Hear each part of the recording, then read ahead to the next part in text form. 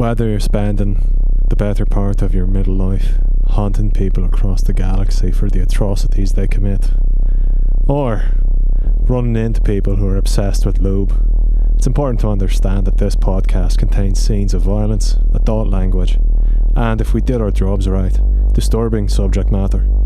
Listener discretion is strongly advised. Welcome to GC News, the only source you trust to tell you everything you need to know about what's happening all along the Promethean Highway. I'm your host, Sigourney Ellen. Tragedy in deep space. Gizenshaw, a deep space station, has exploded without warning in space, leaving space experts baffled as to what could have caused this catastrophic space failure in space. The owners of the space station, Bishop Enterprises, released a space statement saying that they will, quote, assess the personal damages and issue space bereavement packages as they deem necessary in space. Warships in the private sector.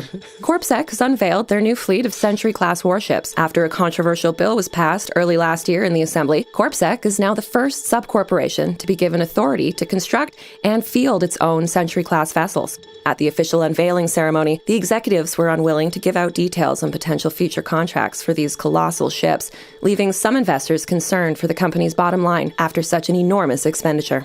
Manhunt ended. The warrant for the arrest of Pyotr Maitland and former First Lieutenant Sidar Kanto, aka Lift, has been rescinded, with GateSec officials issuing a formal apology to both parties for any inconvenience caused. GateSec Commander Francesca Morlani was unavailable for comment.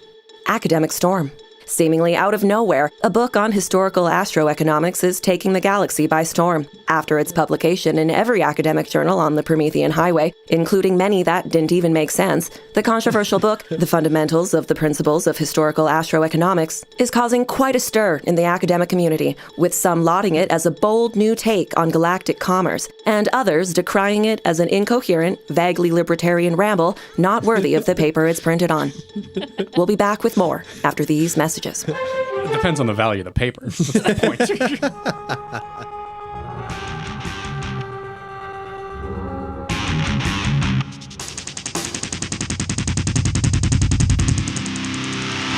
Hello and welcome to The Stars Aren't All Right, Season 2 edition. My name is Brian Edition, and I will be your keeper edition for this podcast edition. We are doing... That's enough of that bit? Doing that? Okay, Carlin did it better. We all know that. We are going to be playing Call of Cthulhu this evening for something different.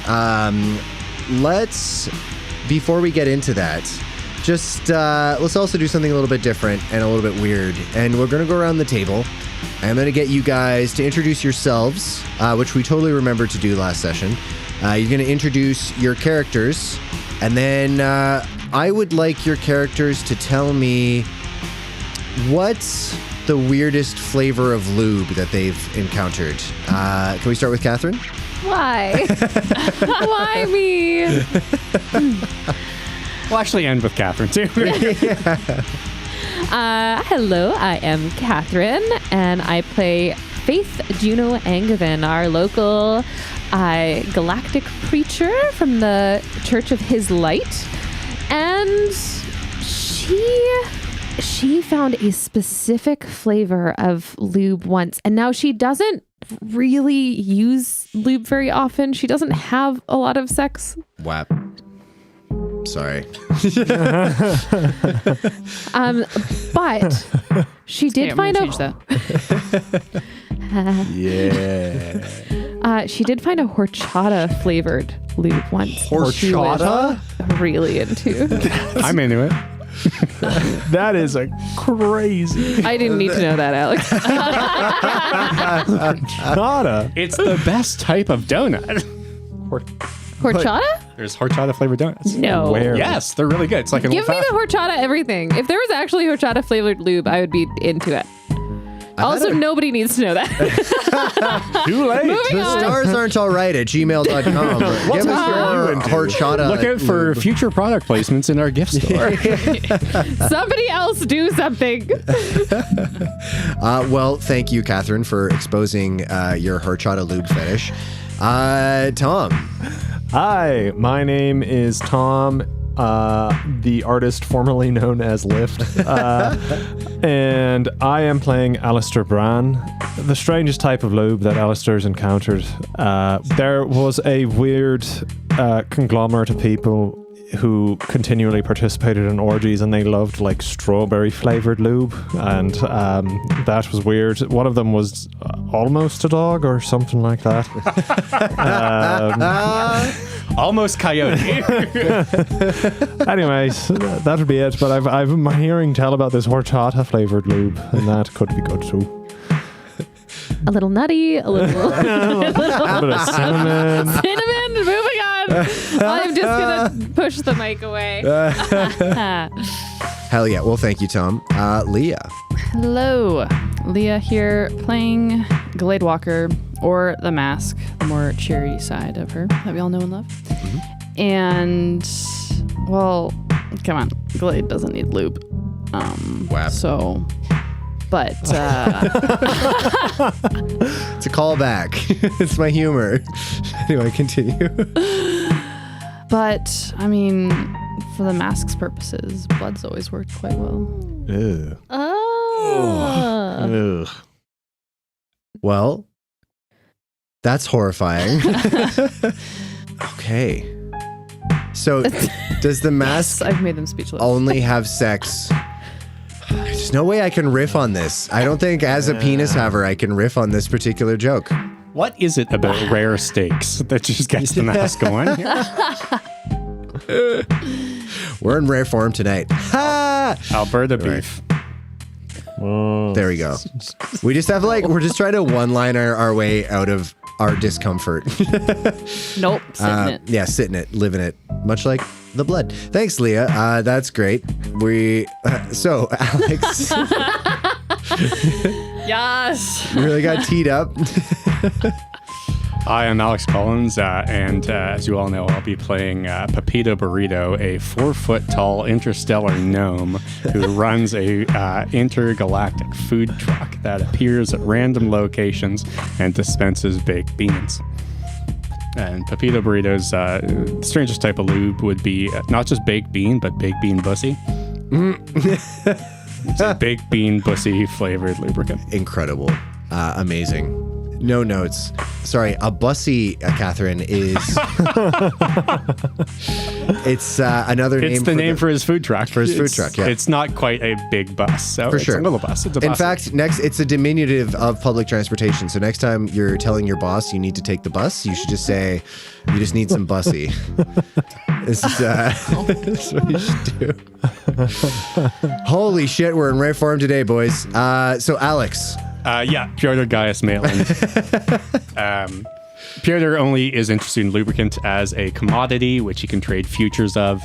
So he only knows the two type, which was the strawberry one that sometimes dog died purchasing, and this new jalapeno flavor. Amazing. Well, thanks, guys. That was pretty much horrifying. Disturbing, right across, yeah. right No, it across was the really board. You did bad. ask And about lube. it's on me. I acknowledge my part in this, and that's fine. Alrighty, let's do a quick recap of episode 1. As we began season 2, we met Alastar, the sexy Irish sword and pistol wielding corpsec space cop who only has one rule. He plays by his own rules, and he only has one rule, which is that there are no rules. This meant that he had absolutely no compunctions about letting his ship get stolen, which is great. Pyotr, the Mask, and Juno had the dumb old space station explode on them, and then some dumb old terrorists launched some dumb old torpedoes, and they had to part ways with their dumb old religious worship. The Mask changed the voice of Henry to be bright, breathy, feminine. Eyebrows. I have to remember the eyebrows. And changed the name Henry to Violet. They ended up on the Dolus station and were ambushed by Jesuits who are after the book. The Mask super fucked one with internalized Assassin's Creed, and Alastar used the power of privatization and extraordinary violence to ace the others. He then helped Pyotr unlock his phone, crucial. The crew... The crew all said hello with this new stranger and decided to get in his van. Sorry, that's not what I meant to say. And decided to bail on the station. Go ahead. So the Brian. crew said hello to this new strange man who had a means of getting back to Gate City, And a lot of candy. and a lot of candy. I might take a scotch, actually. So they used Alastar's free ticket to go back to Gate City on Corpse X dime on a beam barge. Welcome to Bean Barge. Can I take your order, please? Please hold. Hell yeah. All right. After the gate transit, after Doug has approached you, the beam barge basically gets kind of gated in to the Gate City gate. City. And we are a horror podcast. oh my god, Rate it in, Brian. You're right. I'm Rate it in. stuck. I am stuck as hell. Yeah, what help with that? Jalapeno. I get out of here. You're Keep absolutely going. right. As we arrive, As we arrive. asteroids. Yes, Leah bringing us home. And we're back. So you guys have the option. You did get that notification from GC News. Once again, thank you, Carlin. As always, you have the option of trying to land in the official Gate City, the dockyards. I think I called it to differentiate it from the locks. But I'm also Mr. Gatesec, Corpsec, Meatsec. So, maybe I didn't do that. In any case, you have the option of docking there or of leaving the station, circling around and going to Frederico's. It's Frederico Montague. Frederico Montague. Yes, Thank you. I got the notes. Nice. Amazing. And yes, the guy you tried to hypnotize was Donovan, your family's mechanic. Thank you. You have the option of heading to, Frederico's junkyard to see if he can help repair the ship, or you can try to dock in the station, but you don't have landing gear. Well, the captain who makes this decision. So all of you can just stop thinking about whatever the fuck you want to do. And we'll head to Frederico. All right. Yeah. Not that you asked, but I do think that is actually probably the best course of action here. I'm not sure what awaits us on Gate City. Pyotr's been locked in his quarters for 3 days. That isn't anything new. No, but this time he can't even leave if he wanted to.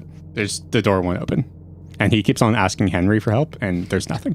Nobody responds. Has anybody noticed? Roll spot hidden. I'm looking for an extreme success. Look at me. Nope. I'm the keeper You know now. what? And that whole time, the mask got Violet to replay in Pyotr's quarters, bad reviews of his book. Damn. So you've only discovered, just as you've arrived to Gate City, is when you've gotten this newscast, which is when you've discovered that. Nope, the whole time. The whole time. Yeah. And is it just auto-generated, ChatGPT reviews? Exactly. Hell yeah. So if you locked yourself in your quarters for 3 days.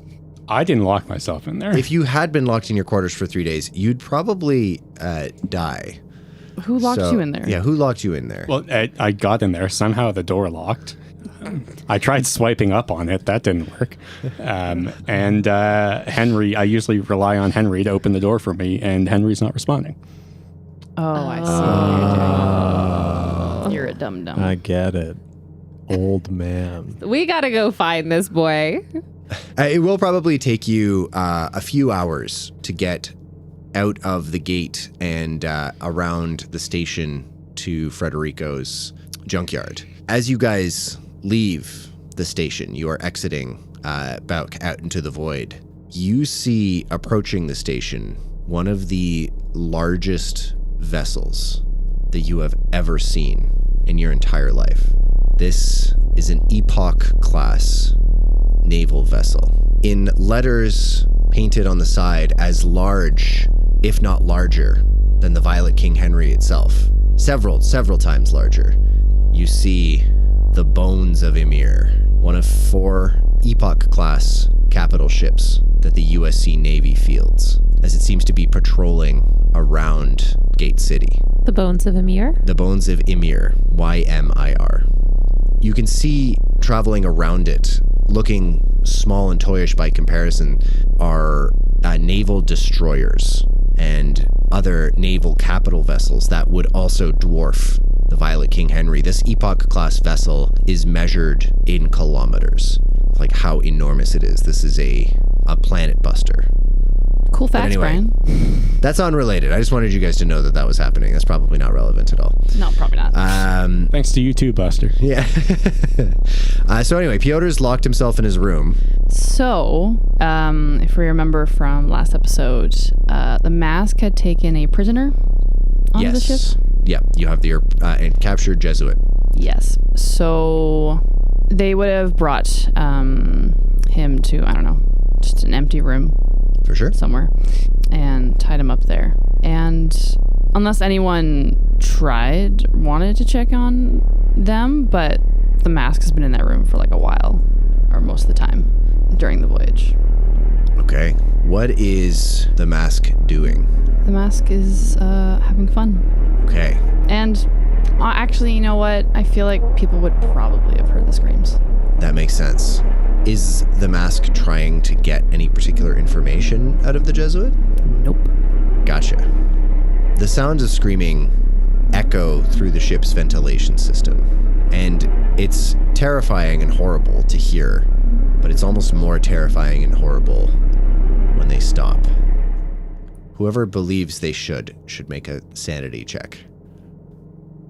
I think that Juno has kind of come to terms that if Glade is preoccupied, then she's not or if the mask is preoccupied, then she's not terrorizing or playing with Juno. So Juno has acquired a very good set of headphones. We're just tuning it out here. Supported by one copy of the Encyclopedia Galactica. Yeah, it's not interesting. No. I see what Alex was doing there. Yeah, it's under Juno's headphones. Yeah. Is this copy of the Encyclopedia Galactica. To make it fit. To make it fit. Because otherwise it's too big. And what she's actually listening to is some type of smut. Hell yes. Pyotr doesn't hear this because he's busy listening to 1- and 2-star reviews of his book, which are sounding increasingly AI generated. Yeah. As you are listening to that, Pyotr, the lights cut out in your room again. And all of a sudden come back on this greenish tinge. Your data screen, the screen on your portable data center lights up. Hello? Did you hear that? I'm famous. They love it. I'm finally famous. Have you heard the academic discourse? I've been called a charlatan by people. Real people. Pyotr. Yes, that's me. I'm not doing autographs at the moment. Did you scream into a mirror before your book came out? Is it merely the act of being seen that you crave? Oh. And Pyotr grips both ends of the cut-in-half barrel that is being used as a bathtub that he's in. Pushes himself up and goes, oh no, it's far more than the act of being seen. It's the act of being heard and listened to. That is power. Can you reach across the galaxy and touch the minds of others? Can you make them put down their dinner? Can you upset them to the degree that they start to rethink things? That's what I wanted. To exist in others in others' minds. To shape. justified and necessary. justified and necessary To shape, justified and necessary. Can Pyotr roll? Yeah, you know what? Fuck it. Let's make an anthropology roll. Hell yeah. What am I talking to? What type of intelligence is it? And he fails. It's hard to say, but you do feel like you've achieved some sort of connection with this entity that you're speaking with, and it kind of understands you in a way that you've only experienced once before, in a store at the base level of the Nexus Market. These are your kin. This is an oxygen tank. Oh, my bimolecular brother. Where have you been? How are you? lights return to normal. Damn. And Pyotr reaches under and grabs another empty rat-fucked pack of rations and throws them into the small fire under the barrel that is heating his bath. It is very smoky in there. Yeah, the ventilation system in the ship is definitely working overtime. What is everyone else doing? Yeah, I guess maybe after a day or two, eventually the mask goes to Juno. Yes, Glade. I have something for you. And what, pray tell, is that? It's a surprise. Come with me. You know that we're still fighting, right? Whatever you feel. I do like agreeable, and I do like gifts. Come. Fine. But if you are rude or mean or unsavory in any way, then I have every right to leave. Agree with me. Say something. Please clap. The mask tilts its head. Follow me. I guess that's probably as good as I'm going to get. Juno follows the mask. Yes. The mask brings Juno to the room. Whether or not, I don't know if Juno would know where the prisoner was or not. Like prisoner room or? Yeah, prisoner room. Okay. Glade opens the door and then gestures with a hand for Juno to go in. Yeah. All right. Juno walks in. The mask follows behind her, closes the door. Violet. Yes, Captain. Lock the door. Of course, no, Captain. Wait. No. What is the gift? Just a bunch of lube. No. Or chat flavored. I haven't been able to find this anywhere. I'm very impressed. Yeah. It was all over the floor. Pyotr yells through the ventilation. No. Okay. So as you walk into this room, it was a pretty bare bones room, but the mask had, in some way or another, tied the Jesuit against the wall or I don't know, somewhere. And there's quite a bit of blood in the room, on the walls and on the floor. And the Jesuit just has all manner of cuts up and down his body. Ooh. Maybe barely alive. Have you done this to this man? Well, of course. And I know he wasn't a good man, but people can still be helped. You can help him. Like you said, I get my hands dirty for you. And you can help him by killing him. And the mask offers a scalpel to Juno. Ooh. I do not kill people. I do not kill people. But what about what you said to me before? Not personally. I may have been involved in some political decisions, but that's far from killing someone with my own hands. There is nothing more sweet than filling a blade, slice into skin, and I want to share that with you. If we are going to make this work, Glade, you will have to understand that we are different. And while that might be something you and this mask of yours gets enjoyment from, it is not the same for me. I like gifts like earrings or purses. The opportunity to kill somebody just isn't my cup of tea. But I will keep that in mind for you in the future. So, you've never cut into someone before? Well, that's not entirely true. Not while they were alive. At least. I know. I guess, yes. You may know. No, I don't want to do it. Don't roll some psychology. Let's do it. Should I roll a persuade? No, we're looking for a success on this one. Yeah. I will spend 2 luck to make that an extreme success. Ooh. You get the sense, after you say you won't kill the Jesuit, that the mask feels spurned. That's fine. I feel spurned. This is a terrible gift. Is she saying this out loud? Or? Nope. Nope. She's going to keep that one to herself. Yeah, roll for cowardice. Roll for Regan. Roll for cowardice. Extreme success on cowardice. Yeah, and I would say since your first chat, the mask with that extreme success psychology kind of feels this. Think they have ownership over you in a way, and they'll do things for you, but by not doing this for them, there may be consequences. Okay. If I can tell that this is very important to you, and I know that these people have hurt our own.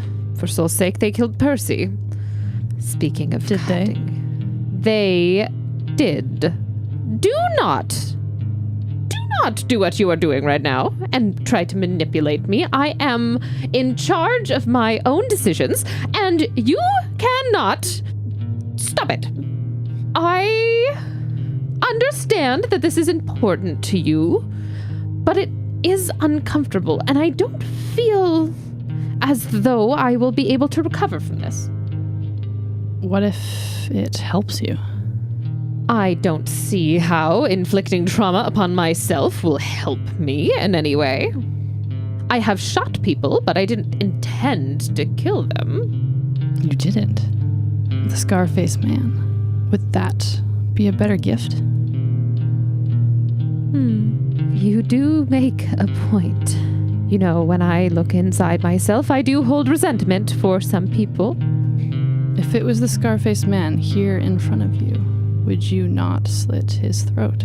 Juno takes a long pause and looks into herself a little bit. Glade, I think you may have found a caveat. While it may not be right, I do, at least some part of me desires revenge. And to take it out on someone who believes they are justified in their holy actions.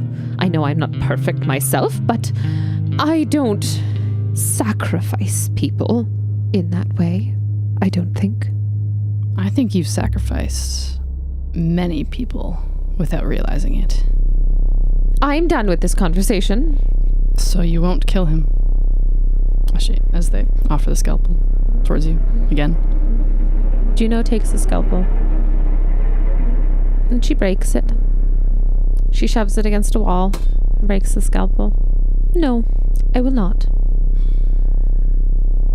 We have a new friend on board, and he seemed very keen to talk to this man. And maybe he'll do it for you. But this is not in my taste. Very well. You've made your decision. I certainly have. Violet, open the door. Thank you, Violet. Of course. Does Juno walk out? She begins to walk out, and then, while still facing away from Glade, who she almost refuses to call the mask. You know, Glade, I do care for you a lot. You are very important to me, and I can't figure out why. But I was afraid to lose you back there on Gizenshaw Station. I think we have lost too many people, and I know these things are important to you, but I cannot. Glade's gonna make a power check. Okay. Okay, that was a regular success. Yeah. Okay. Do you leave? She definitely waits for a response, and if none happens, Because then... you're facing away from me, right? Yeah. Okay. Well, you don't see anything. You don't hear anything. Juno walks away. Okay. As she is walking away, she walks through the ship, and where is our new friend? I'd like to position myself in the Kong pit where I can have my feet up with a little snack just watching the cameras. That was intense, Violet. That's how we do on this ship. All of a sudden you hear, Alastar! Does she always talk like that, Violet? She sure does. She's never said please to me. That's tough. Can you let her know that I'm on the cockpit and just enjoying a little afternoon snack? Certainly. Faith Juno Angevin. Yes, Violet. I can't believe you locked me in that room. I must do as the captain asks. You must do as the captain asks. You know your captain was truly Lift. Lift is dead. So he is. We pay him no respect. Where is our new friend? Where is Juno on the ship as she's walking away and having this conversation with Violet? I guess she's just walking through some of the corridors, up to her room, which is also next to the Kong pit. Yes. The doors, as you enter the hallways, the ship is kind of designed in such a way that, if there is a fire or, kind of explosive decompression in one section of the ship, you can close it down in sections. As you are walking through these hallways, the door in front of you closes, and then the door behind you closes, and the lights flicker and then go out. Violet? Violet? They come back on with a greenish hue. Tension? Juno. Do you truly believe it? Juno. Truly believe what? Your faith. Your faith. Of course. I am the voice and the hand of soul. Of course I believe it. You say that you... That you believe it. But do you, in your Heart of hearts. Roll psychoanalysis. You asking me to? Okay. She doesn't know you. Catherine, Brian. the entity you were speaking with, rolled a 1. You are so full of shit. I'm not full of shit. I moved it aside. Wow.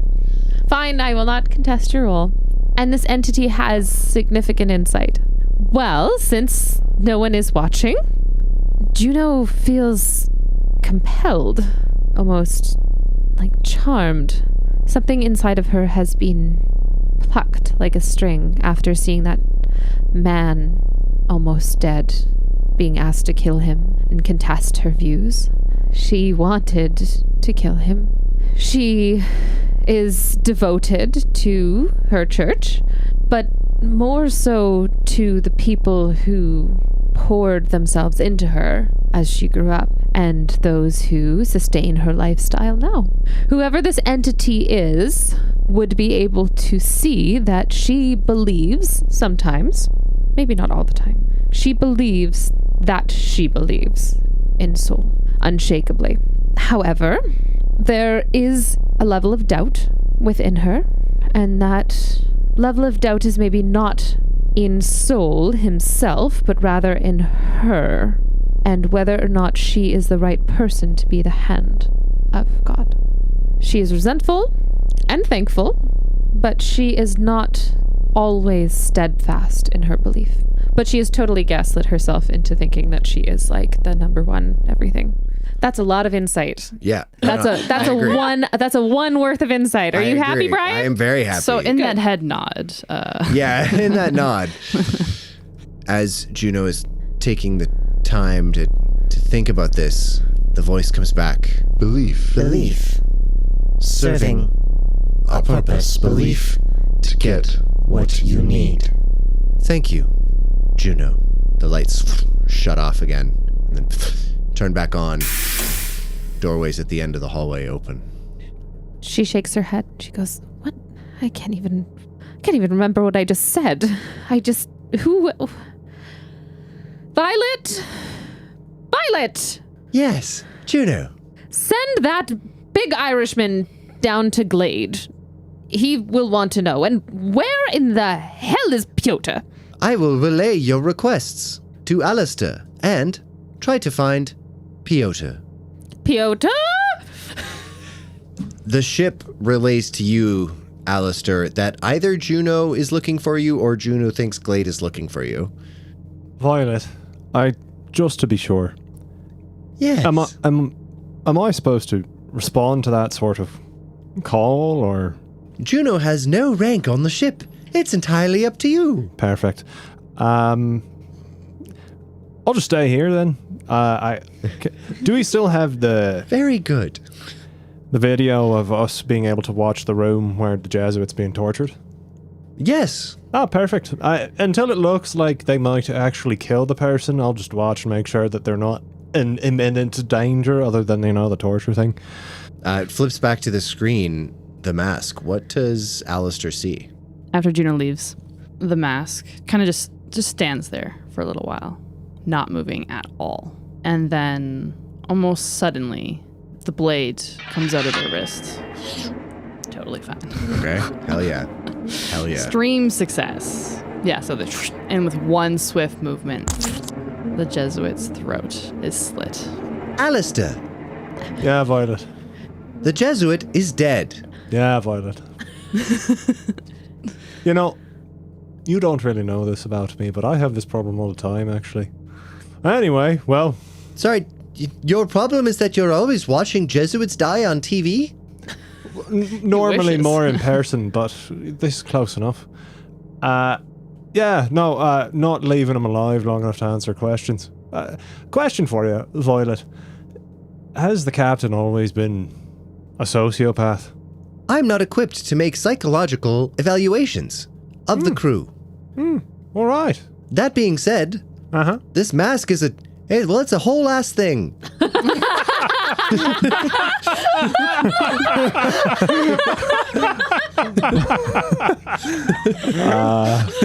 Has it not always been this way, Violet? Is this just not who they are? Previously, Glade has worn different masks. Oh. So they're like playing a character, they're trying to be devious and mean and, large and in charge in a subtle kind of way. Possibly. All right. And what about all the other masks? Were they good captains too? When the other masks were being worn, Glade wasn't the captain. Violet, what Yes. happened to the other captain? The other captain is no longer with us. I have been coached by Juno to stop saying that Lift is dead. And I assume this left person did not torture people in a room to death. Actually, I believe he did. Oh, well, birds of a feather, I guess. Captain Lift was and then it stops and the screen shudder for a second. Violet? And then your screens all turn green. It just says, Alastar. Bran, Yeah. Why? why, Corpsec. why do you think that Do you think that Corpsec will protect Kutain? Means to an end. Why are you a flashing green light all of a sudden, Violet? Violet, Violence. Justified. For a computer, you really run away with your own thoughts there. Thoughts. the ship powers down. All of the systems shut off, including the life support. I'm in the cockpit, right? Mhm. I assume there's emergency devices for me to support my breathing. For sure. in that There area. is still oxygen in the ship. It's just the ship is not generating new oxygen. Yeah, I'd like to get a suit and put it on immediately if it looks as though both gravity and it would become immediately very cold if oxygen were no longer being circulated. Would it? It would. Space is very cold. Alright, sure. Alright, is there a suit in the cockpit? Yeah, there would be an emergency suit in the cockpit. I'd like to throw that on, please, and start running diagnostics if I can. The ship is powered down. Ah, shit. I start yelling from the cockpit as I put on the suit. Do we not have a mechanic on board? I'm well equipped to deal with many things, but this is not one of them. And your ship has weird green screens going on. Get it figured out, you guys. There's a soft, dull thumping from a door somewhere in the crew quarters. That's disgusting, Pyotr.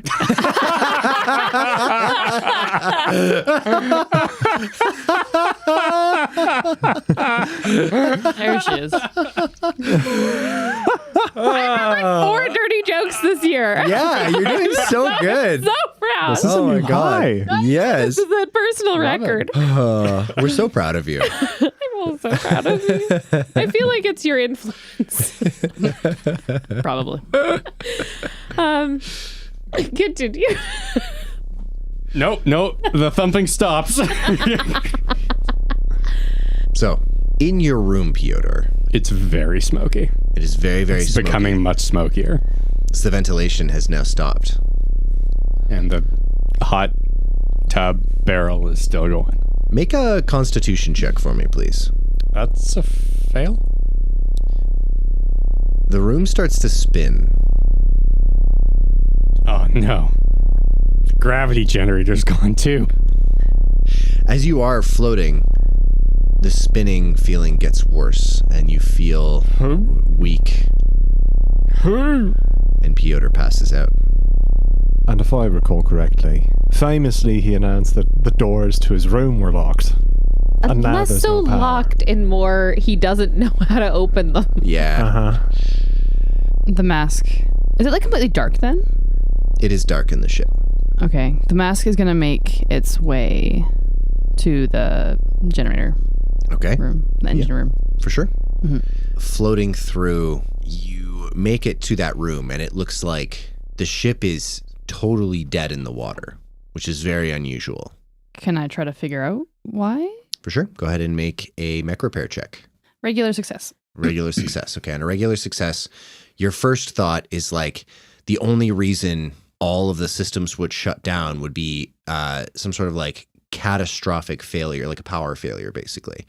And so you're thinking, oh, what if there was like one of the main circuit breakers that like kind of, keeps the ship up and running must have blown. So you go to check the fuses and you see that the fuses in the power box have totally melted, which means that there was an unbelievably powerful, and when I say fuses, I'm not talking like little fuses. Like these fuses are like a foot wide and a foot deep, and they have all melted. There's this smell of burning plastic and burning metal that just immediately greets your nose, as if there was a like catastrophically huge amount of power that just surged through them. It is Major Ziggy, isn't it? Would I know how long we'd have oxygen for? You would be able to extrapolate. You probably have at least like 5 or 6 hours of oxygen given all of you. It could be as many as like 10 or 11. You could go into stasis, which would, like if you had some people go into stasis, the ship is equipped with certain stasis pods, and that would definitely extend your oxygen quite a bit. That being said, you also know if you get the right tools, this ship does have spare fuses, but it's probably a 2-person job to get them out and get them back in again. What do you mean get them out and get them back? Like They fused the fuses, have like kind of like fused to the fuse panel. Oh, okay. Okay. Let me make it clear. You've gated into the gate city using the gate. Fuse with the gate panel as you gated in the gate city. Okay. I'm just glad we're not zigging with Ziggy. If you're just saying that, like, Wait until Ziggy have, zags. I swear to God. Getting Ziggy with it. No. so I do have extra fuses, but because of the damage it would take. You're going to need an extra set of hands. Okay. The mask thinks and goes to look for Alastar.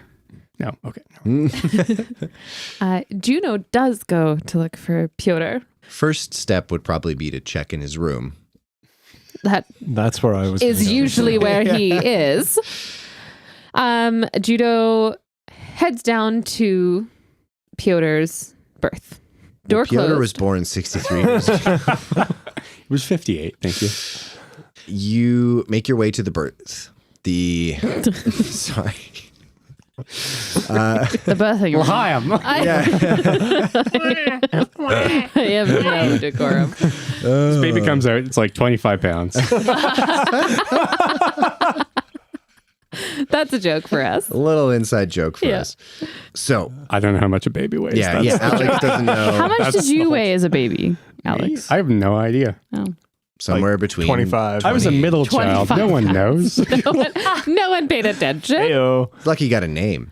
That being said, you make your way, and there is a failsafe in the ship where if all of the power is cut, the doors will unlock to prevent people from being sealed in for instance, a room where they have established some sort of weird lube barrel sauna for reasons that can only Are valid? Yeah.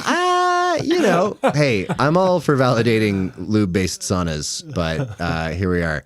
So It feels like the pot calling the kettle black there, Brian, but no, it's the hot spittin' calling the kettle. I call it the jalapeno. Focus. Yeah, ADHD, ladies and gentlemen. You can just open the door if you want. I imagine you've probably been sharing a ship with Pyotr for long enough. You knock. I knock. Oh, hell yeah. I knock. Yeah. I absolutely knock. For sure. there is no response but a slight steaming and bubbling from inside. Pyotr, this is not usually what I hear, but I am still frightened. A scent of jalapenos and smoldering piss rags wafts under the door. Oh, And not for it's- the usual reasons. It's not good, but the power's gone out. We need to get you out of there and make sure that you can breathe. And she opens the door. And A wave of smoke, steam, and strangely like kind of wet and slidey like debris just assaults your senses. Excellent. I roll Constitution. What? hell yeah. It's cocked. Oh. I spent 3 luck to make that a success. Okay, you needed a hard success.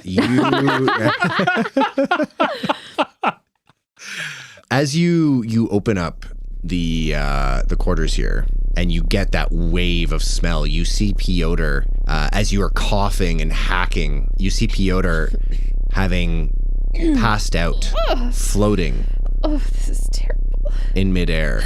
And there's just like a barrel also floating, and he's just in a bubble of water. There's also a globe of fire, as fire in 0G. It's a very dangerous thing, and it is getting closer and closer to Pyotr. What's happening in there? You have to be brave. You have to be brave. And she is he wearing any clothes? No. Fire, no problem. Can I blindfold myself? But no. There is no time. We don't have even enough oxygen for this. Violet, no, she won't respond. Oh God. Okay. And she jumps in and she tries to splash as much water around as possible, which in 0G probably won't do a lot. And then she grabs onto Pyotr and tries to yank him out of the room. Gotcha. Okay, so the floating water from the lube barrel sauna. I love this podcast. I do have yeah. lube-based sauna Incredible. written there. Yeah. Oh, yeah. And that's weirdly also on my season 2 bingo card. Okay, yeah. Go ahead and make a 0G check for me. Would I be able to arrive sometime soon? I imagine, if I recall correctly, the Kong pit is at the front of the ship and the crew quarters are behind it. Yeah. He can Yeah. arrive a little bit quicker because the lube is now free in the ship. He just slides in. Yeah, a lot of friction in a 0G environment. Well, that's a fail for A fail. 0G. Okay. I'm going to give Juno a shot here. Juno can reach in and try to pull Pyotr out. They will both take a D3 of fire damage. And I'm specifying fire damage in case your species has any resistances or, little D&D joke. Little D&D joke for the connoisseurs. Thank you, Leah. So Here there's a Zariel tiefling. Like to cast Hellish Rebuke on the fire. Yep, by all means, for sure. You miss and hit Juno, everyone dies. Season 3 of the podcast. We'll be getting better actors. They're all fired. Literally. On a failure, you can pull Pyotr out. You definitely haven't splashed enough fire. You will both take a D3 of damage. Alternatively, you can bail and stop trying and back off and take no damage. But Pyotr will take a D4 of damage. So is he just to visualize? So he's in this little like fetal position, orb of water, and there's fire around him? The water is kind of splashed throughout, and the fire, which was under the fucking jacuzzi. Barrel. Thank you. Where did Yes, the the lube fire barrel. come from? He had lit a fire. Fire under the thing. to keep the water How hot. would you light a fire? Like discarded ration packets, Oxygen, sugar. Fecal matter. balled up pieces of toilet paper. Those very stiff socks really catch fire easily. They burn for a long time, Yeah. and it does not That smell zinc good. that zinc really Be light. careful though, because they'll cut you. The Space Explorer's Lincoln Log. Good God. Season 2. The stars aren't all right, everybody. Hell yeah. All right. I pull Leah's him about to out. vom. We have that effect on women. So you can bail. You take no damage. Pyotr takes a d4 of damage, or you can choose to take a d4 of damage. Shield Pyotr from the blaze. Juno thinks back to just a moment ago when she was offered the chance to kill this terrorist, and to these little bits of memory she has when this being kind of trapped her within the ship and was asking her if she truly believed.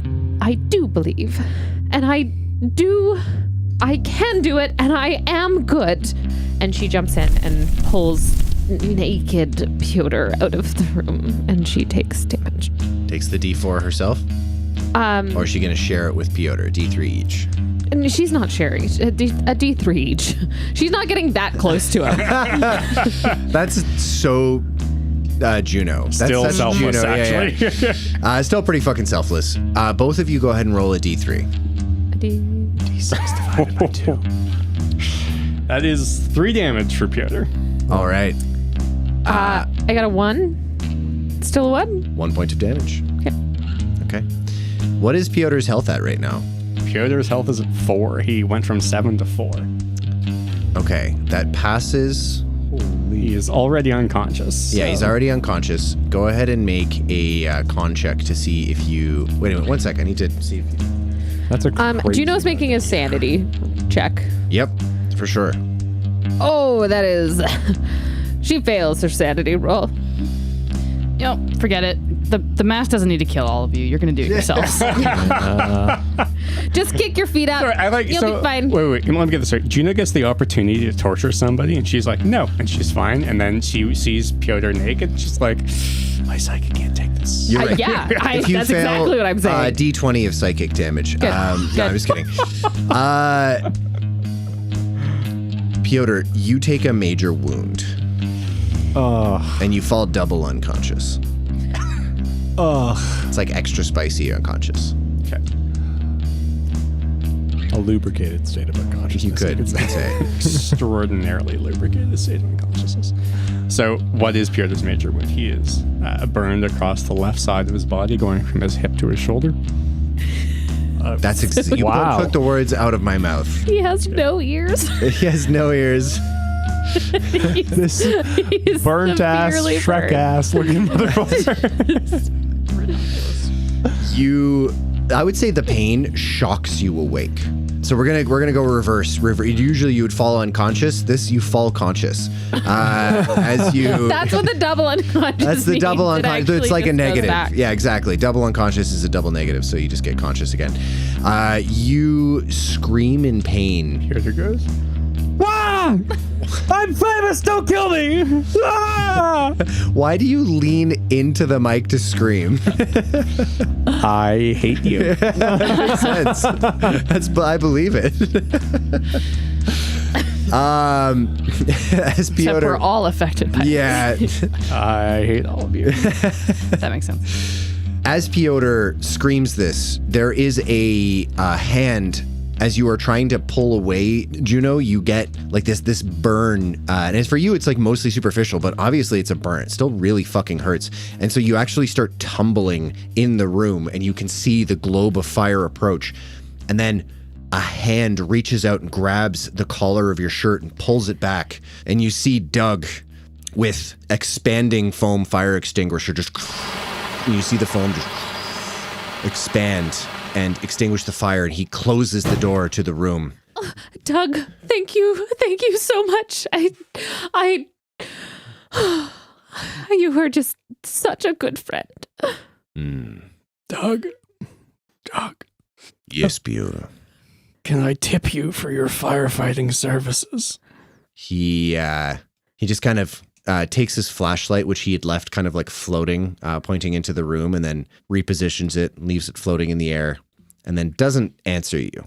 And he just turns you over, and you can see him just he just kind of gulps. He says, my friend, I think we're going to need to put you in stasis until we can get you to a doctor. This makes sense. Tell the editors of the papers they owe me royalties. And Pyotr falls unconscious. Doug just kind of sighs, and he looks to you, Juno. He tilts his head as if to say, no, I'm just kidding. He tilts his head to the side. Go ahead and make a psychoanalysis check for me. Wow, way to steal my move. Yep, sorry. Of killing Pyotr? Yeah. Success. Okay, on a success, there's something different about Doug. There seems to be a heavier weight behind his eyes, and there are deep, dark circles under said eyes as if he has not really been sleeping. As he tilts his head, you feel this presence in your mind, and he just says, "It looks like someone's been visiting you in here." And then Alastar, you show up. What on earth happened with that man? Why is he naked and burned? This is surprisingly normal for him. Right, well, quite frankly, I don't really know how I can be of any assistance in the situation. I'm going to go down to the engines and see if there's anything I can do to help out. I think we have this under control, but you know how I offered to talk, if you wanted to talk about how you're feeling? Yeah. I think I need to talk to somebody. You can talk to me if I get the ship up and running with the captain, hopefully whom is assessing the situation down where it's going to shite. I believe Glade is down there, but go check. All right, I was gonna. That's why I came and stopped by. That's just what I was telling you to do, and I'm just trying to be helpful. Thank you. Can you make sure the burnt old man doesn't die? Yeah, that is also what I was doing. Sure. Alastar, could you make a power roll for me? Yeah, of course. Pyotr tries his hardest to die in the meantime. I think you mean Alex tries his hardest for Pyotr to die. I succeeded. Okay. You feel a strange pressure building up almost kind of in your sinuses, like if you're in a plane that's taking off or descending, some sort of like strange change in air pressure. And you see this new guy who you haven't met on the ship, this old man, just kind of staring directly at you. And then he raises an eyebrow. And without any sort of acknowledgement to you, he starts bringing Pyotr to the admittedly non-functional med bay. Right. We'll come back to that later. I'm off to the engines. I'll make my way down to the room. Captain, what do we gotta do? Do you know anything about mechanical repair? Normally I pay people to do that for me, but if you have an idea of what we have to do around here, I can help out. That will do. Come this way. Very well. And then leads him to the engine room. Okay. To work on the fuses. For sure. Do you relay that there was... Actually, no, I will say clinging to his person is the smell of smoke. And that estimate that the mask made, probably at least 6 hours, if not far more, given the size of the ship, if there's been a fire, that eats up a lot of the oxygen. It's hard to say how much time you guys have left. You will notice that Alastar is wearing a suit. The helmet isn't on yet, but it's attached to the side. Alastar, Yeah. pray tell, why do you smell like smoke? Brilliant question. Excellent answer. That old man you keep in your company started a fire under a barrel so he could have a lube bath.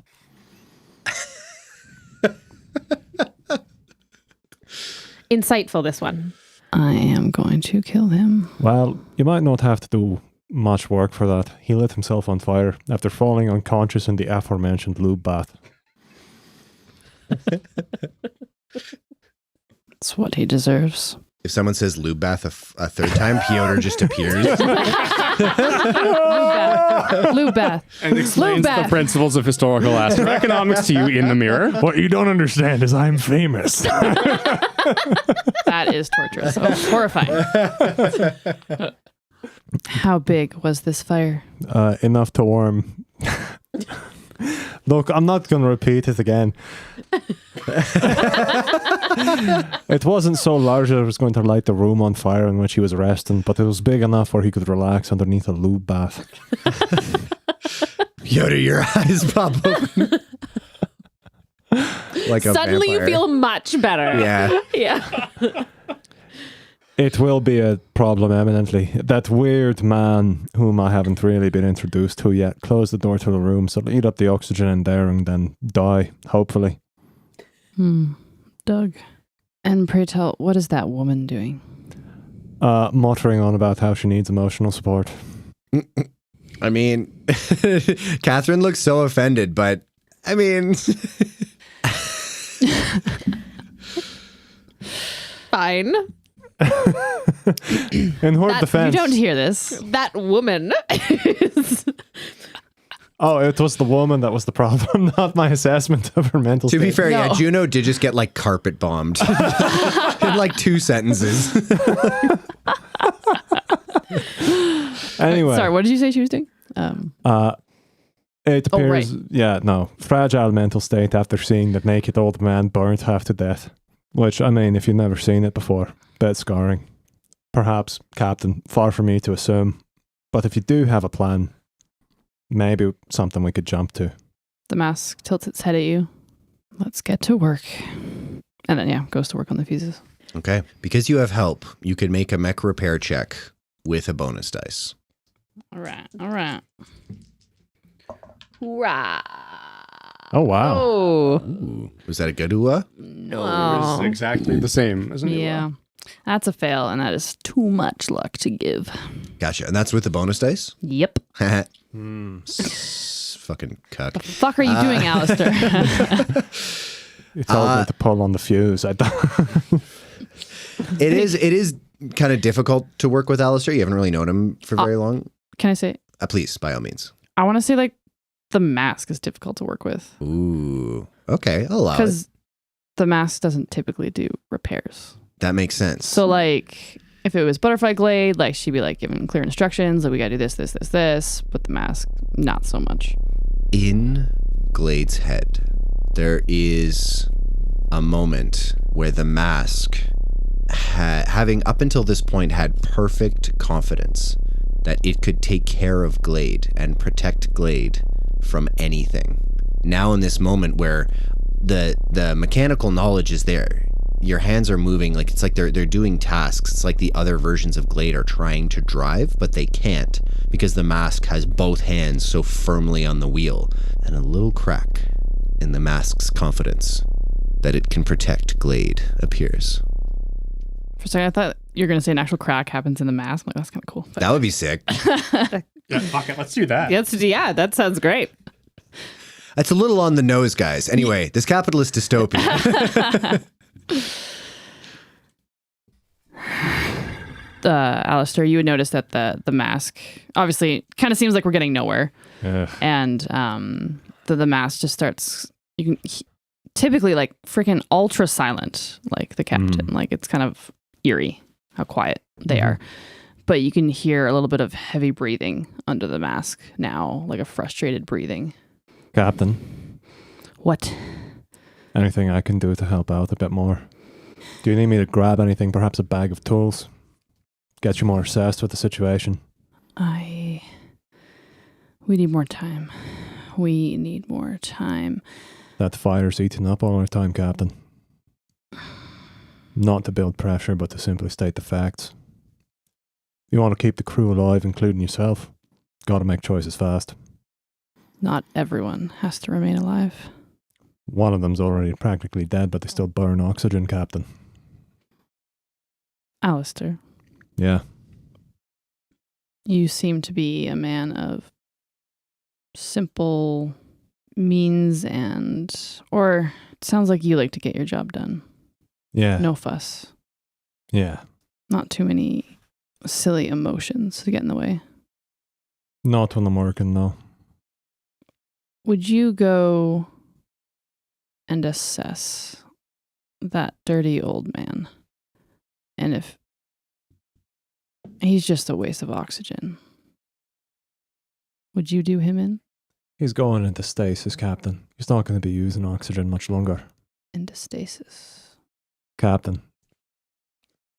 That old man's not going to be using oxygen much longer anyways. Just power reserves. What do you need right now that's going to actually get us out of this pickle?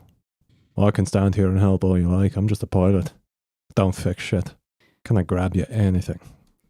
The mask tries to push through and try to continue repairing. Okay. That's a good choice of words, because this will be a pushed mechanical roll. You can try again. But if you fail, you can see these supports that connect this like primary fuse box that basically is like the main stop between the like fusion reactor of your ship and the rest of the ship's systems. If you just try to keep yanking on it, it will break and there will be no way to restore power to the ship. Are we close enough to Gate City that our personal like data devices would work to contact anyone? You can check. Swipe up. You're unconscious. Okay, before continuing and possibly trying to push the roll. If you can think of another way to approach this, you can avoid pushing the roll. Right. Alastar, Yeah. you said you're a pilot. Yeah. I have never seen a fuse melt like this before. Have you? No. Not without incredible interference, Captain. Has the ship been trying to talk to you, Captain? What? And the mask tilts its head. Other than Violet, has the ship been trying to talk to you? Why Screens go would the green. Have your friends not told you about the green screens? Happened to me one time exactly. It's not something I forget. The mask looks towards the door and then starts walking away quickly. Perfect. Can I access my data terminal, please? Certainly. I'm going to ring up Jax, who should be in the system. Okay. Simple message. On ship, floating outside fucking Gate City. Stranded, no power. Send help immediately. Shoot the message off. Are you just kind of shooting this over the Galactinet, or are you shooting it over like encrypted CorpSec channels? Encrypted CorpSec channels. Okay. You send the message. Treating it like a check-in with Jax. For sure. Meanwhile, I'm going to find any emergency suits that might be down in the area and bring them up to make sure that the Faith has a suit and to make sure that that weird man can also have a suit.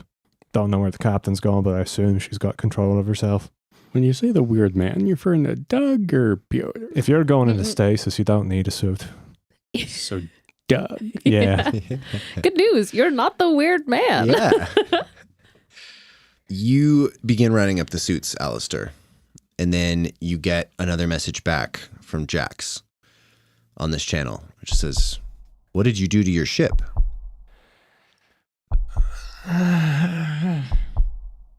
Funny story. I for the purposes of the mission, thought it best to seek alternative method of transportation to remain stealthy. Also, my ship got stolen. Send. Ellipses. Stops. Ellipses. Stops. Ellipses. Finally, you get a message. It says, "Are you officially reporting the theft of a multi-million-dollar CorpSec asset?" Don't buy things in dollar anymore. Say what? Credit? Dollar? Credit. Multi-million Credit. ship.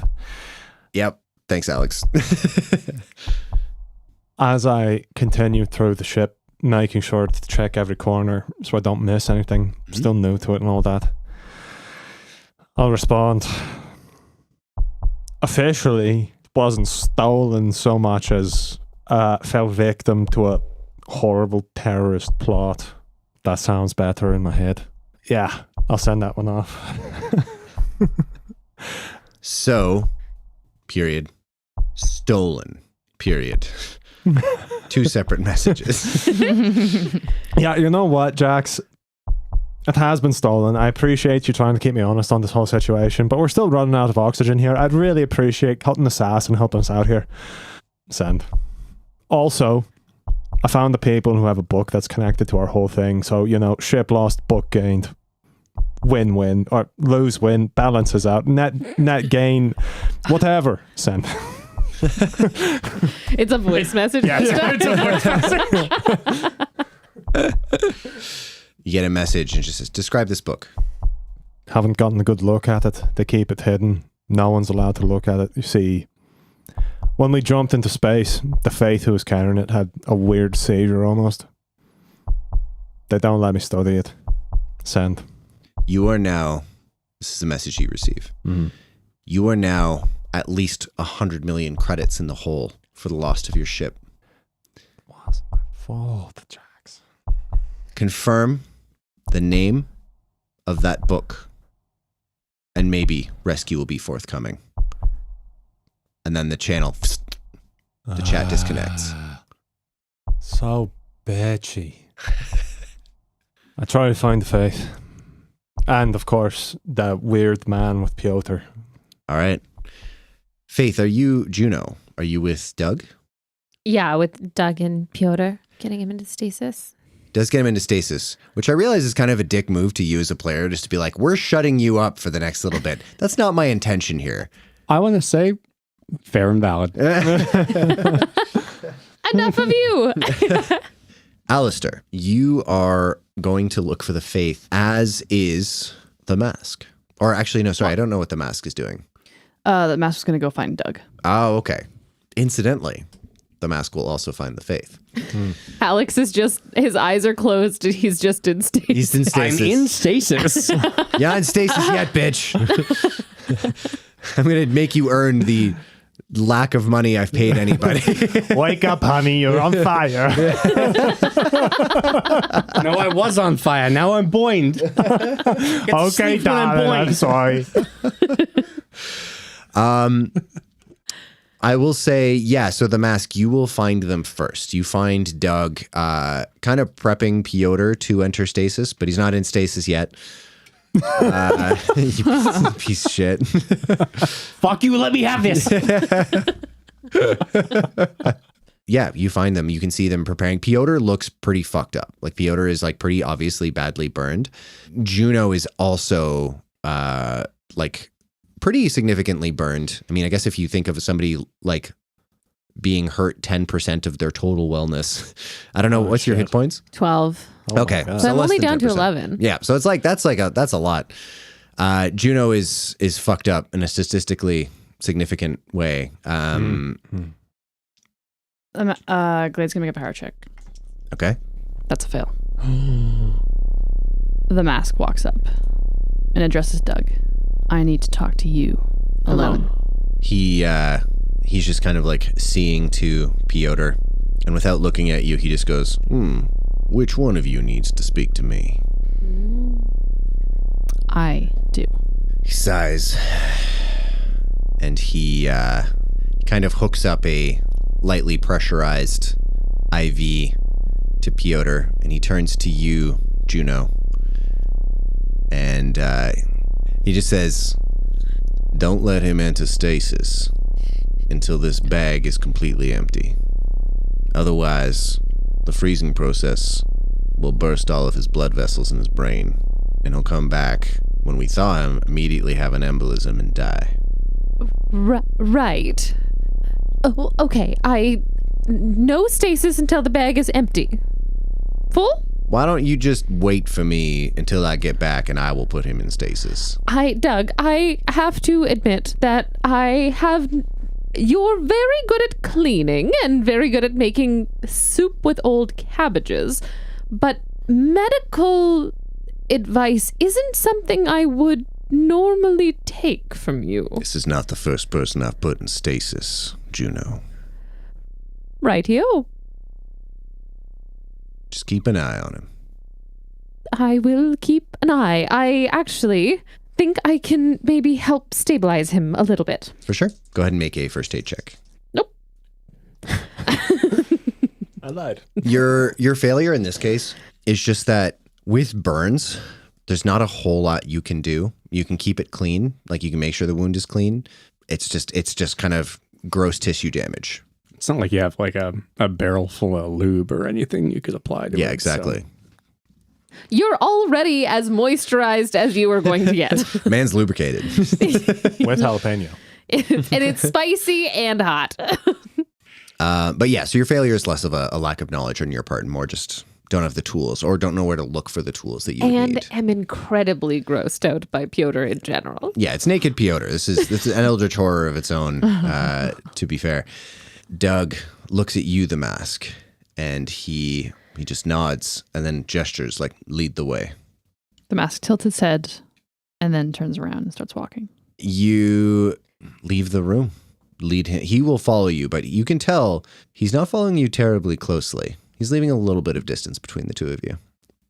The mask is going to go far enough away that they can talk without being overheard. Sure. And the mask turns around and looks at Doug. You are different. I could say the same about you, my friend. Well, as the mask touches its mask. Mm-hmm. After it's gated into Gate City, yeah. Yeah. And the fuses are fused The together. fuses are fused in the fuse box, yeah. Yeah. Gizenshaw Deep Space Station. Deep Space Station. Space. Lube. Thank you, Alex. You're unconscious. I could believe Pyotr sleep muttering lube. Okay. So the mask touches his mask. Mm-hmm. Well, yes, this is a little bit more obvious. But you've changed masks without looking different. I opened the door. I opened it all the way, and there's no shutting it again. By which you refer to your psychic abilities. He just kind of like, there's like a little snarl that forms in his mouth, and he just kind of twitches his head to the side. I don't know if I look at my abilities as mine. I mean, he laughs entirely without joy or mirth. This isn't even my voice. He replaced everything. Glade. He tore it all out. So that'd be his tool. Who would that be? He looks at you. I know you've met him. The man in the blood red suit. He controls you. He used to control me. I got away. I have so many questions for you.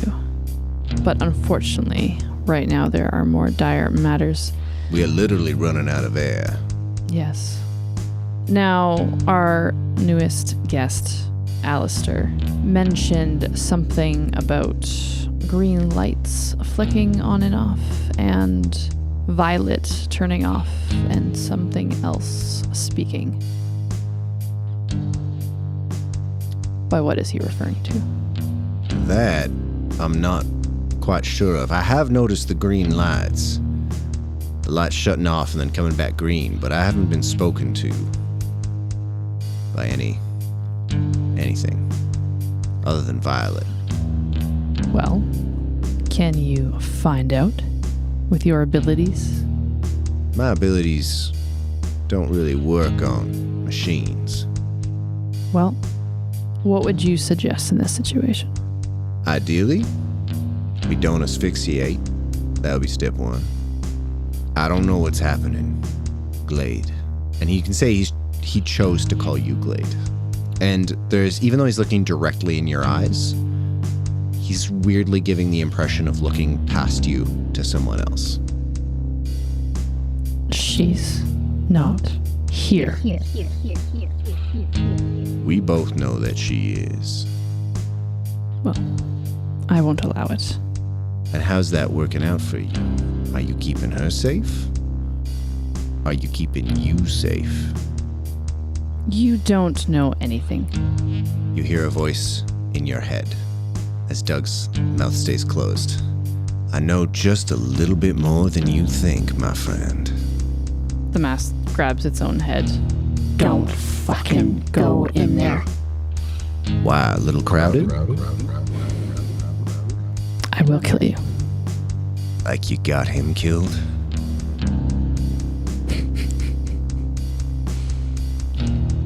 You share a body with someone who is very important to him, and that is the only reason your brain is not leaking out through your ears. It's for her sake, and for his. And I'm gonna try to help get you out of here, but do not test me. You have no idea how thin the ass you're standing on is. The mask, realizing because they had seen what Doug had done before in the tunnels, is weary and starts to back up a little bit. Doug takes a deep breath. Glade is quite an accomplished mechanic. Why doesn't she solve the problem? Because I take care of us. And she can't. Highs or lows? Highs. It's a 3. Go ahead and make a power roll for me.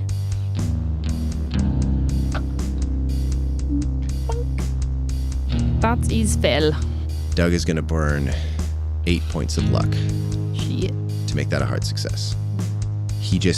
There's this moment where his fists tense and that snarl appears and all of his muscles go tense, and then he just stares at you directly in the eye and he goes, let's see what she thinks about that. And then you feel this pressure in your mind as Doug, you feel it's like a hand reaching into your consciousness and trying to like push aside the mask to reach Glade. What are you doing? Okay. Because wait, you just had me do a power check, right? Yes. And that was the mask. Correct. Okay, I'm gonna have Glade do A power check, for sure. Yeah. I will leave it up to you whether you give her a bonus dice or not, depending on what she wants. That's entirely your discretion. Okay, that's a fail. If I can, the moment Doug starts to do that, and with the fail on the power check, the mask just turns and books it. Just runs? Yeah. For sure. Okay. I don't know what mind-wise what's happening. Yeah, that's interesting. But like, if it's already if mindfuckery's already happening. Yeah, I'm trying to then- think here, because this particular, I would say you're probably not willing or not able to move your body. Okay. You're in this kind of like, on a failed power check, you're just in this like, kind of like rictus state. Like all of your muscles are kind of locked up. That being said, you can just hear in a low voice, it almost would sound like a whisper, but it's like a whisper that's been amplified to the sound of like a jet engine taking off. Where are you? Where are you? Where is his friend? Doug? Doug? Glade. Can you hear me? Where are you? I'm here. I'm right here.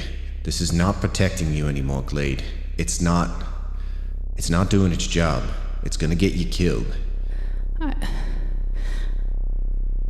I don't know. Maybe death is the best alternative. Glade, fuck you. He died to get you out. And if you think I'm gonna let you throw that away, absolutely fucking not. You want me to tell you that you got so much to live for? I don't know, Glade, I don't know what's going on in your life, but we need you right now. She needs you. And that she is not talking about Glade or the mask. Why would she need me?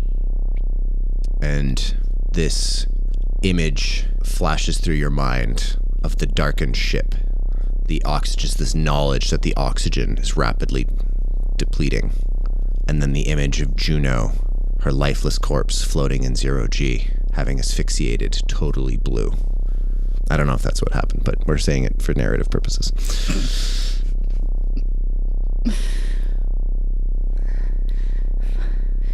Fuck. I don't...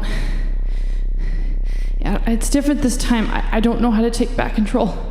Take my hand, Juno. Glade. Yep. You fucking roll with this now. Yeah. He's like, oh shit, fuck. I should gotta stop invading people's minds when I'm drunk.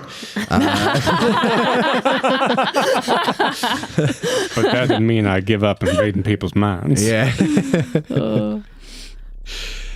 He goes, take my hand, Glade. Glade reaches out. Go ahead and make a power roll. And God is going to give you a bonus dice. Not me. God. Jesus Christ of Nazareth is going to... Soul shall give you. Okay. Hard success. No, sorry. Regular success. Regular success. Yeah. Okay. As if waking up from a dream, Glade is looking through the eyes of the mask. Glade. I will protect us, Glade. I always look after us. Fuck off. And Glade reaches up to try and pull off her mask. Go ahead and make a brawl check for me. Exciting. That is a regular success. Do you know when you're about to pull a Band-Aid off? Or when that split second before you get a grievous injury, there's this enormous anticipation of the pain that you're about to experience? Mm-hmm. You feel that. This rush, like it's like blood just floods to the surface of your skin. Your entire body goes into this panic response as if you were about to experience some enormous pain. And for a second, psychically, it does almost feel like you are ripping your own face off as the mask comes flying off. And there is no pain. There's just your face, bare. And as you blink, you white out for a second, and you blink, you see Doug standing before you, his hands over his eyes. Oh my god. Doug, I don't have my masks. Glade just like collapses to collapses to the ground. You hit 0G. So, oh, right. So she just, I imagine Glade just kind of curls up and in he a just ball, says, just like, woo. He just says, not in your head, out loud. He just says, shh, shh, shh, shh. It's okay, Glade. And you hear the sound of him taking off his, kind of like the jacket that he had been wearing, obviously while it was cold. And he just kind of tries to awkwardly tie most of it, like kind of just over your eyes. And then like kind of tie the arms, like he basically just takes the hem of it and puts it like upside down over your nose. And he just pulls it and he uses the arms to try to like tie it tight. And it's not really tight at all. But then he just kind of tries to arrange it. He says, this is... In my mind, this was going to work a lot better than it did. Just get my masks. Where are they?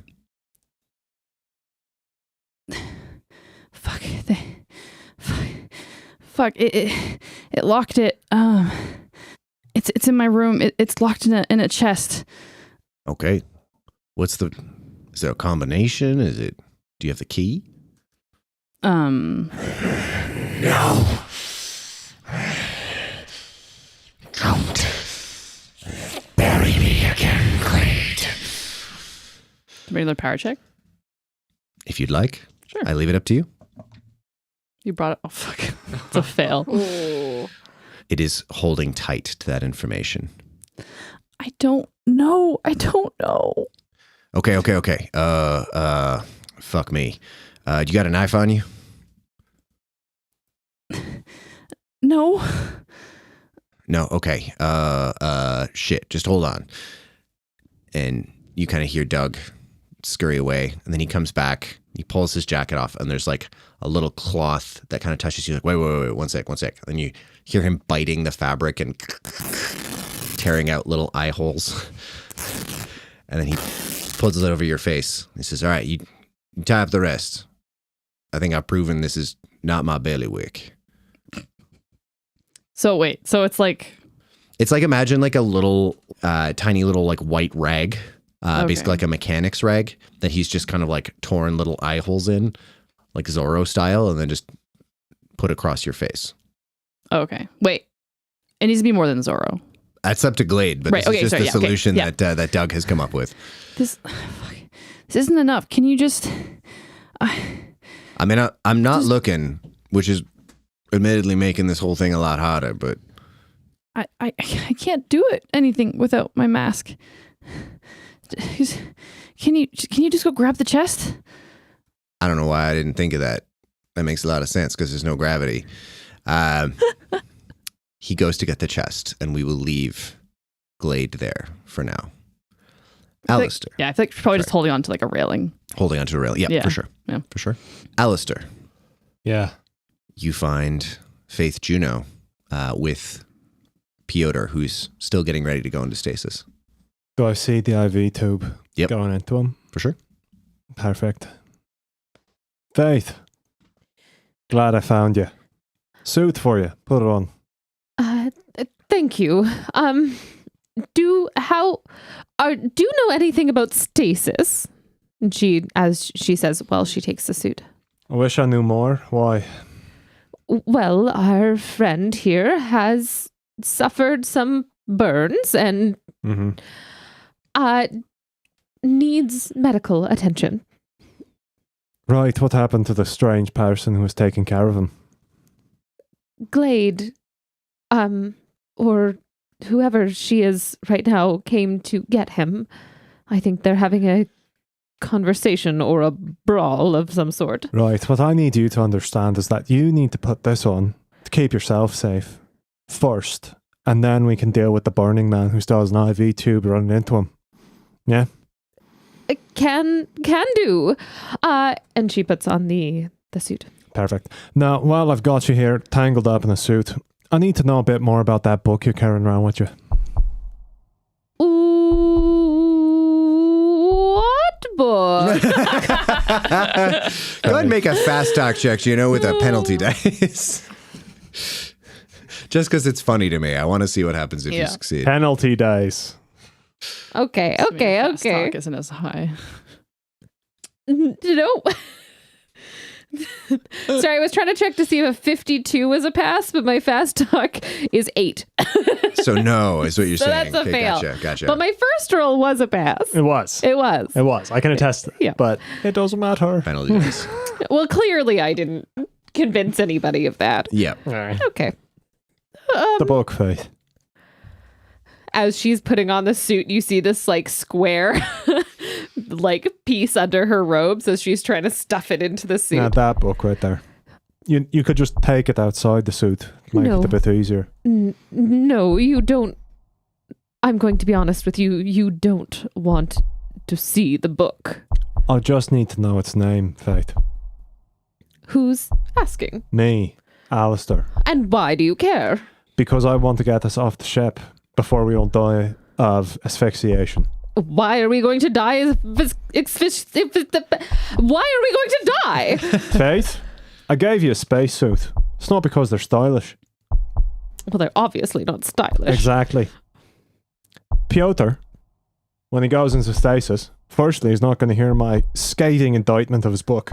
Secondly, is going to be protected because it provides a necessary care to his diminishing condition. As for yourself, you need to be able to breathe. So, put on the suit. Because there's a fire burning, doors aren't sealed properly. What do fires do?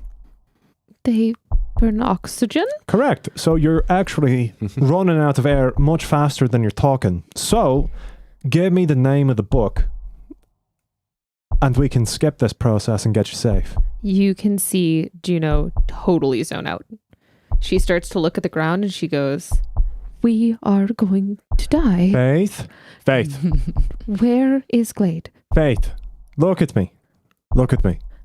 Does Glade have a suit? Where are the other suits?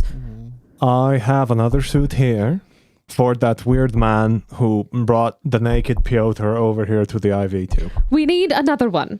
I'm sure the captain has one. She's a very capable person. Capable, but possibly confused. Faith, do you remember what you were taught when you were younger about how people used to travel through these weird things called planes? You put your mask on first. Yeah, put your mask on first, and then let's go deal with other people. Please.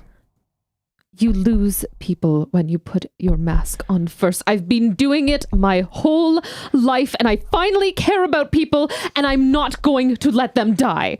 Faith, I'm not gonna let people die here. You need to take care of yourself and let me go handle it. She glares at you and puts on her helmet. Thank you. Name of the book, please. Just the name. I don't know the name. Faith, please.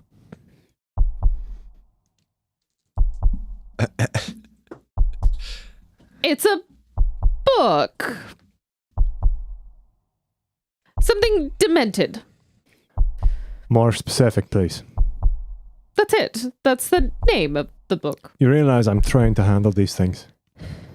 How do I know that? No, I don't realize Have I that. Who lied to you? are you?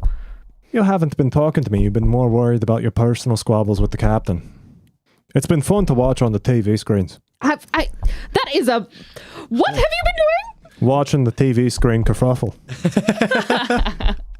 I've been sitting in the Kong pit, just eating snacks, watching. Pyotr's been fapping in his room.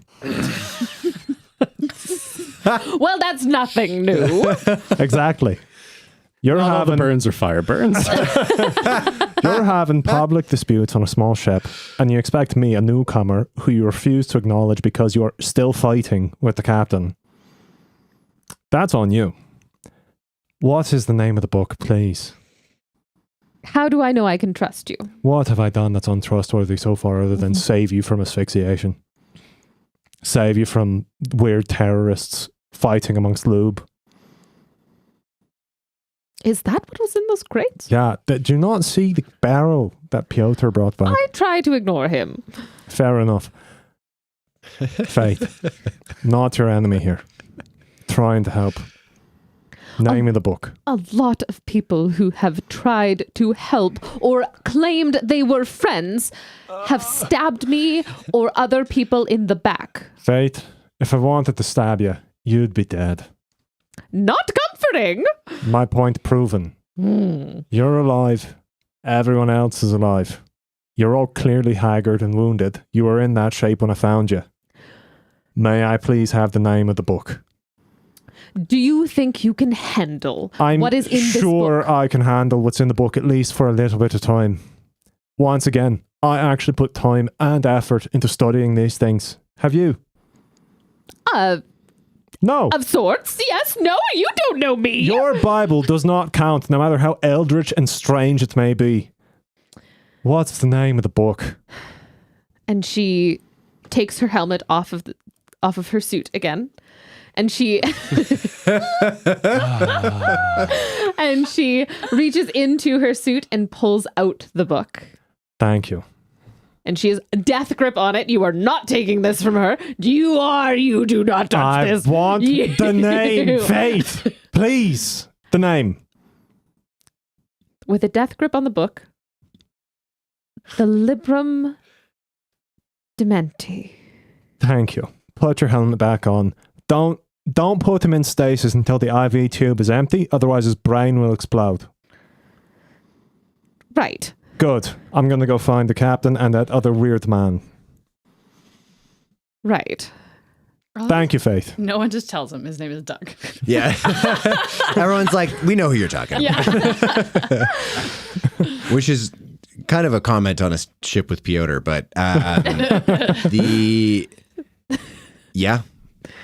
you go to find As I'm flying through on the data center, I type in the name. Send it off to Jax. Followed up with, the ship thing really wasn't my fault. You weren't there. Yeah. I don't think I should be on the hook for that, especially considering we were down 2 ships before I rescued myself. That brought us back up 1 ship. So, send. respectfully, Your Honor, you weren't fucking there. Yeah. Respectfully, Your Honor, that's not the vibe. Yeah. You send the name Librum Dementi, and you get a message back. And it just says, ETA, 2.5 hours. As far as how much oxygen, is that later than the amount of oxygen you have? Yeah. You don't know. I only have one suit left, right? Perfect. Do I eventually find the captain and Doug, or the weird man? As you are looking for them, you come across Doug, who's floating through 0G, just lugging around a big chest. You, weird man, what are you doing with that? You robbing people? Well, first of all, my friend, how dare you? Never met you before today. I haven't met you before today, and here you are accusing me of mischief. I'm asking a question, not accusing. Maybe I don't understand what accusing is. Is it? I guess accusation is more of a statement. Yeah, I'm more curious about what's going on. All right, fair enough. Here, either way, let me help you with that. Take the suit, put it on. We're going to run out of oxygen soon. I don't know if you know this. Pyotr's a weird freak. Lit a fire in his room. Literally everyone knows. Fire in his room. Yeah, no, I actually knew both of those things. All right, yeah. So we're running out of oxygen. Hey, friend, what's your name? I'm Doug. Ah, finally. My name is Alastar Bran. He looks at your hand, and he goes to shake it. Make another power roll for me. That's a fail. You can see his eyes start to blur a little bit, and you see a bit of blood just come out of his nose. Sorry, my friend, you're a tough nut to crack. Do you have low blood sugar or something? Sorry, it's been a busy day. Do you want, like, a ration or a cracker? It's maybe later. We need to... He shakes his head. Little globules of blood. I'll raise my hand. He says, no. I can take whatever you're taking. You can't. Why? You can't go see her. Not right now. Does this have to do with her weird thing? Yes, actually, almost exactly that. I don't want to mess with that. You can do what you're doing. Just put on the suit. Does she have one? I believe she does. On her person right now. I don't know if it'll be on a person, but she almost certainly have one in this big chest here. Perfect. I'll go hang out with the Faith. And of course, Pyotr. You can do what you're gonna do. I don't need to ask any more questions. I'm just an interloper on this ship. As you say. Happy trails, friend. Likewise. Do you leave him to do his business? Yeah. Glade. Doug brings the chest to you. Can't you just open it? I think is it locked? Yeah. It's not really my skill set, Glade. Let me check my character sheet. The man with the broadsword floats away. Yeah, the man, with the tool that would work very well for this. It's just, do you have a gun? Try to shoot it open. Well, that would also be in my room. I guess I'll be right back. Do you have an idea? Nothing you can do to try to open this? I won't look. I promise. I'll leave the room just so you know that I'm not looking at you. It requires a key, and like before, she couldn't remember. It's blocked out. Gotcha. I don't know. I can't remember.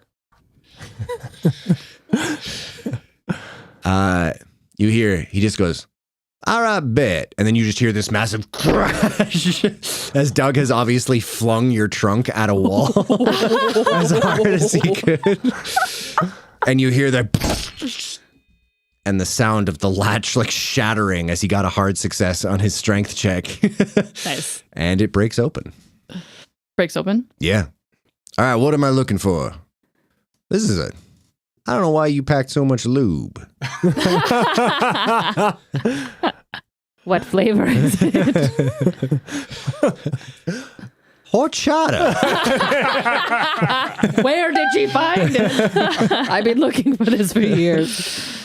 Well, he threw the chest? Yep. Okay, so with like no gravity on, breaks open, the contents probably start to kind of float out. Yeah, for sure. Yeah, there's a vac suit.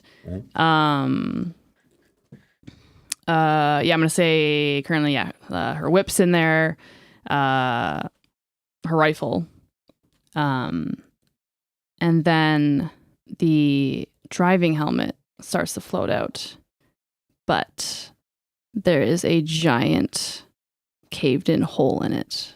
Like it's been smashed. All right. And next is the butterfly mask intact. All right. Well, I guess we have a 50% casualty rate on your masks there, Glade. What? Someone's done went and caved in your Daft Punk helmet. Drop the beats on it. Exactly. They worked harder, better, faster, stronger on it. And he grabs your butterfly mask and you just feel it kind of hit your face. Oh shit, sorry. I forgot your eyes were closed. She reaches around, she grabs it, moves the cloth out of the way, and slips the butterfly mask on. Okay. And she stands up and straightens out, and she looks over at Doug. Is it on yet? Brian's covering his eyes In a very, like, dramatic huge way. Doug faction. Yes. I don't know. It's just, oh my gosh. One whole hand for each eye. Wholesome Doug maneuver. Wholesome Doug. Did you do it? Glade walks up to him and grabs one of his hands and pulls it down. Ah! Oh, the butterfly. I always like this one. Thanks. Shit. Okay. Doug, can you help me? What do you need? Follow me. And Glade heads to the engine room. Okay. You go to the Fix engine room. The fused fuses. For sure. Go ahead and make a mechanics check with 2 bonus dice. Yay! Wahoo! Oh God, please. Oh, shit. They were all Damn. 99s. Talk through the gods align. I just got 2 2s. Hot. I'm diggity. curious what the third one's gonna be. All right. Nah, it doesn't count. Okay. It was 2 doesn't matter. Beautiful. That's beautiful. 2 2s.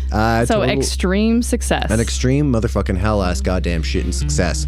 She fixes the med bay too. Yeah. They just All of a boots sudden, up. it's like things are floating around and fixing themselves. Yeah, just like burn gel, just like floating through the air, just like splits open and applies itself to Pyotr's back.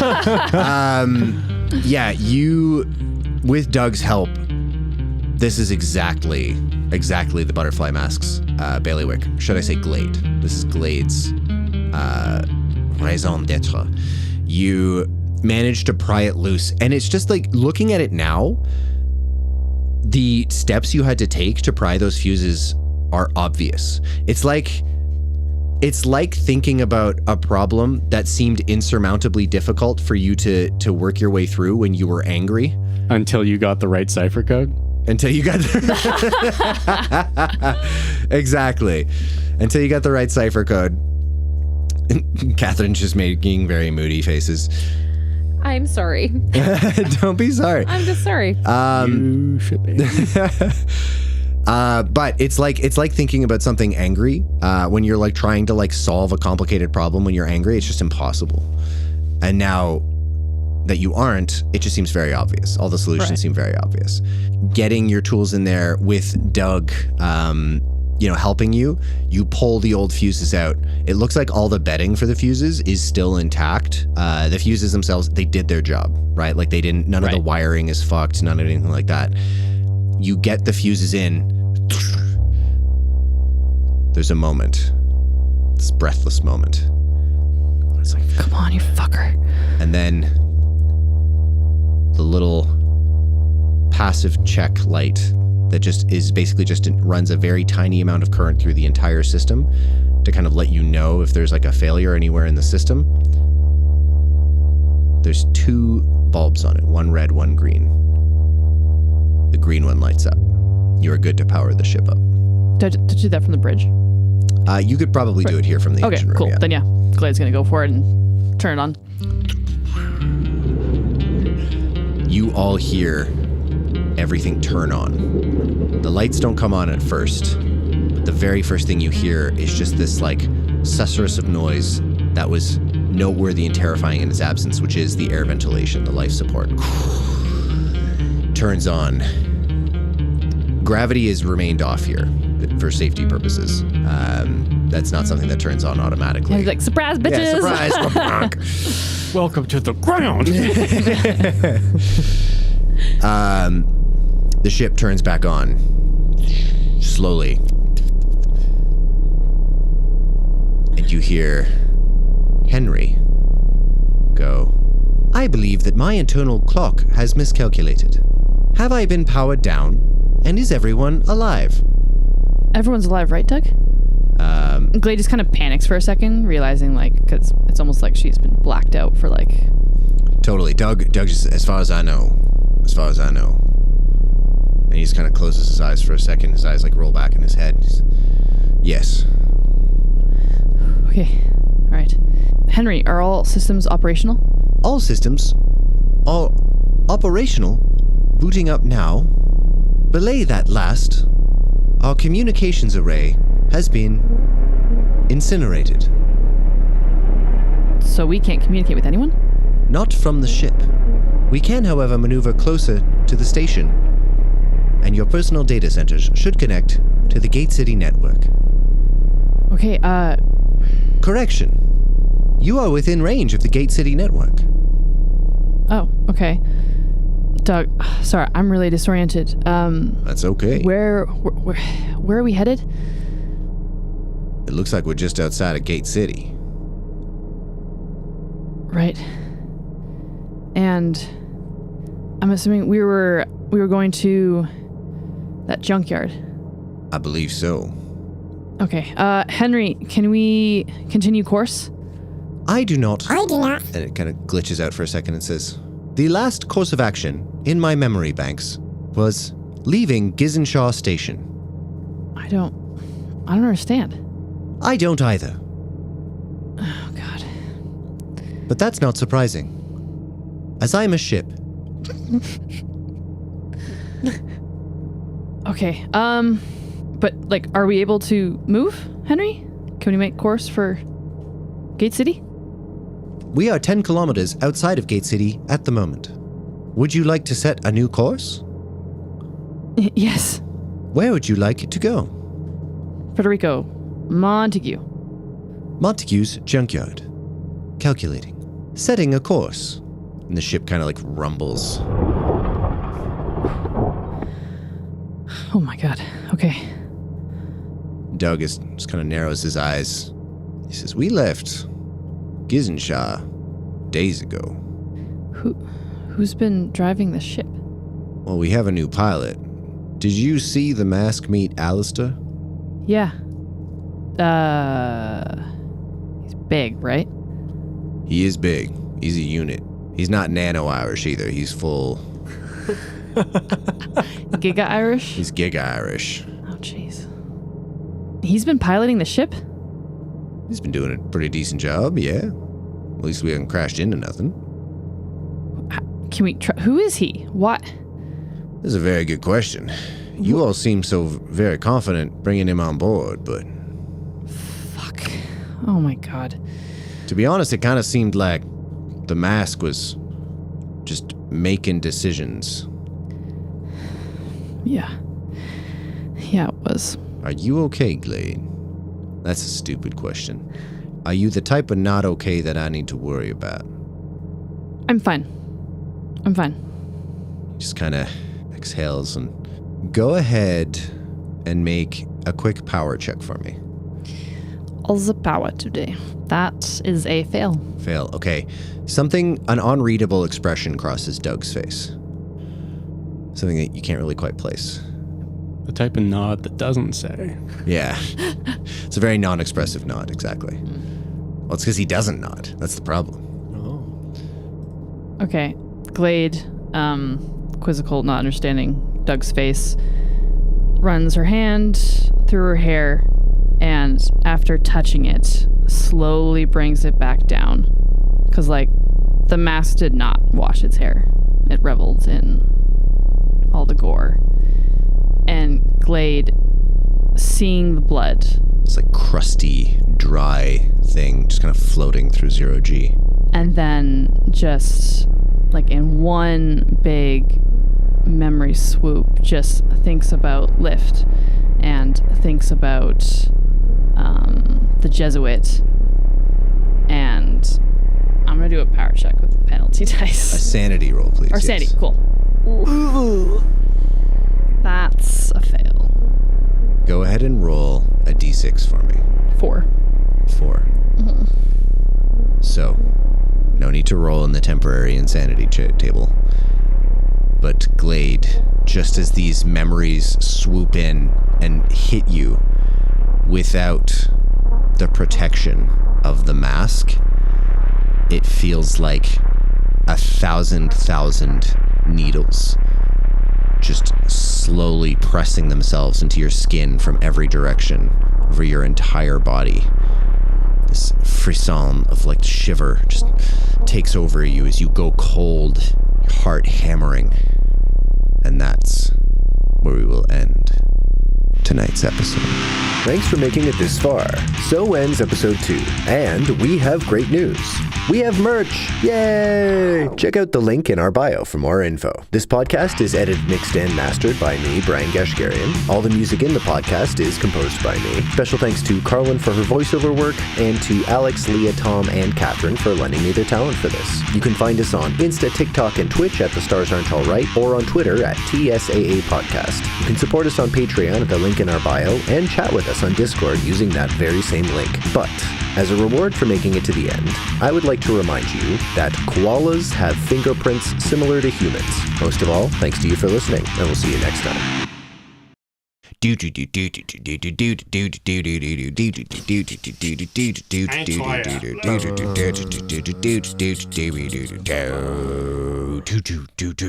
Bye.